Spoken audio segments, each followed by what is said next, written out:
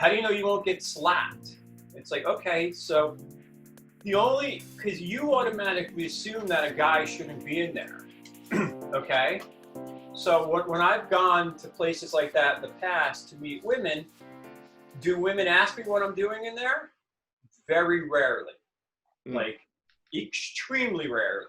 Have I ever been slapped? No. Has a manager ever been called on me? No. So when a woman does say, like, what do you come here to meet women? I will say, like, actually, yes.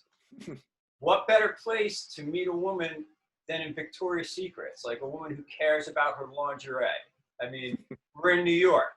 It's better than the sidewalk. And she'll say, yeah, that's true. And like, even though I'm walking up to girls all the time on the sidewalk,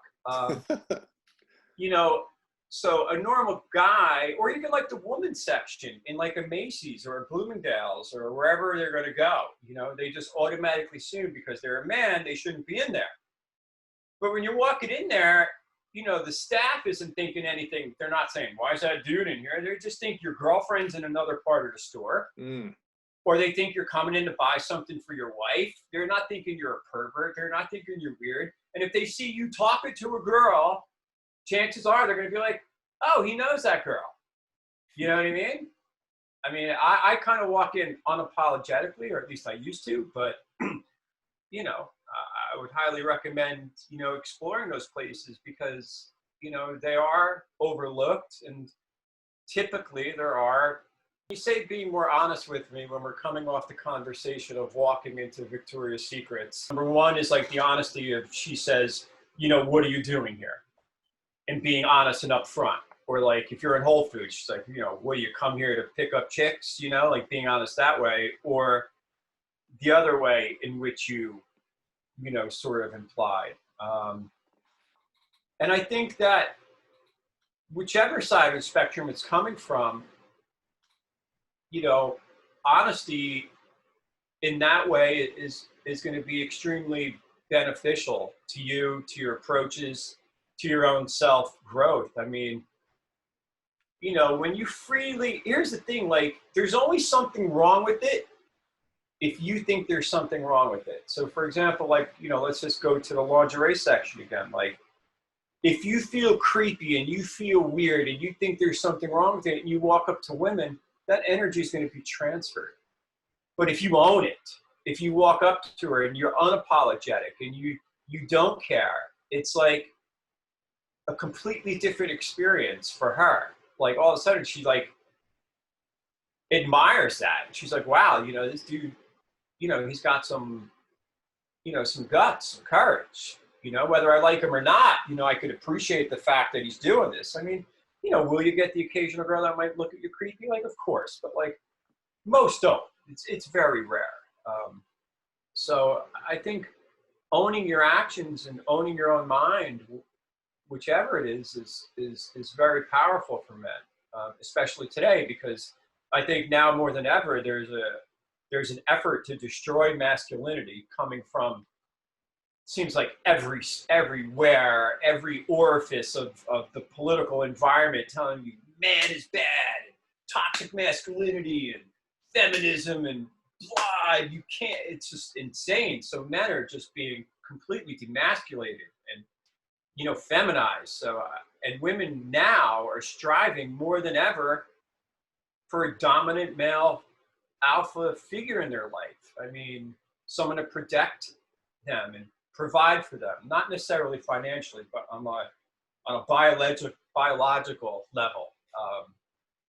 They're striving for that. I could think of, an instance where me and a buddy, this is before the whole COVID thing, we were at a predominantly, let's just say, very far left college. This is extreme. This is like creme de la creme, like known for their cancel culture, like everything, okay? And, we're walking around there and like I was watching, and he's kind of like rock and roll looking and I'm kind of rock and roll looking, obviously. But we were walking around there and we weren't really necessarily there to pick up girls. We were just kind of cruising through, it's a huge campus. It's got lots of cool stuff to look at, art outside. And, I'm watching the girls like take notice of us or smiling at us or kind of just giving us, you know, a little bit of eye attention. And while we're walking around, I'm noticing the guys.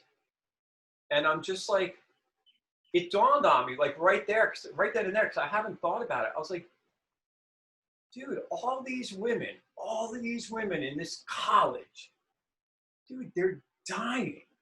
They're literally starving for a man.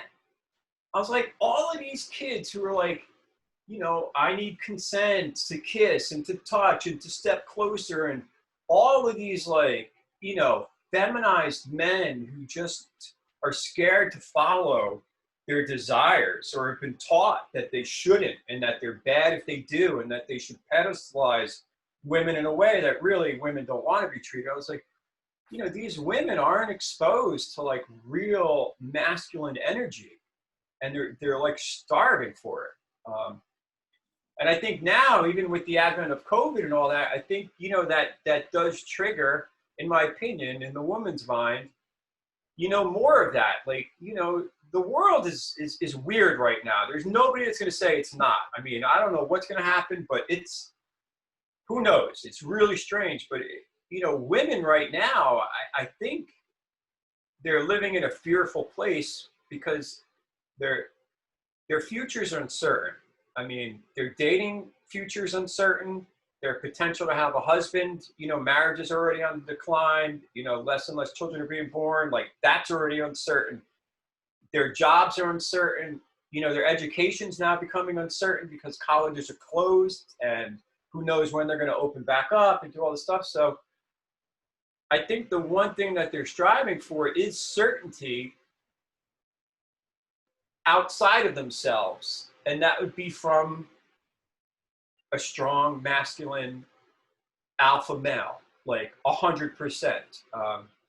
So and that goes back maybe to what we were talking about earlier, where, you know, using this time to work on yourself, I think is just going to have so many benefits because, and I'm not I don't have a crystal ball, so I don't know what the future is going to be, but my suspicion is women are going to view dating differently after all of this than they did before of it. I think the same inherent desires are going to be there, like what they find attractive in men. But I just think the overall outlook of dating and how they go about dating and how they go about necessarily hooking up and getting into relationships, I think it's going to be different. And I don't know how yet, but I'm watching and I'm listening to what people are saying, and I'm talking to people, you know, who are actively like trying to meet women, and I'm watching what women post on Facebook, what they're saying on social media, because, you know, I am paying attention to this because I do find it pretty fascinating, because I think, you know, values and consciousness is shifting, and I don't know where it's going to end up, but there's no way it's going to be the same after whatever happens in politics and with COVID ends. Like, and if it was to be the same, I think it would take years for it to get back to that same. And by that time, the dating environment would have changed anyway, naturally, because it's always changing, you know, or evolving in some way or another. Okay, now I want to share something very, very special with you guys, okay? And I want you to keep it a secret. I don't want you to share it with anybody, okay? It's a deck of cards, and it's a magic deck of cards. Like, this deck of cards is actually going to help you get women instantly turned on by you and want to take you to the bedroom. I mean, it's amazing. Okay, I did all the advanced courses for it, and guess what? It's like 100% free. Okay, it's just a small shipping fee. All you got to do is click the link below, enter in your email to claim your free gift. Okay, but I'm warning you, we don't have a ton left. Like, don't sleep on this. Like, this is one of the greatest things. The Deck of Destiny is like one of the greatest gifts ever created. So, like I said, just click the link, enter in your email to claim your free gift now.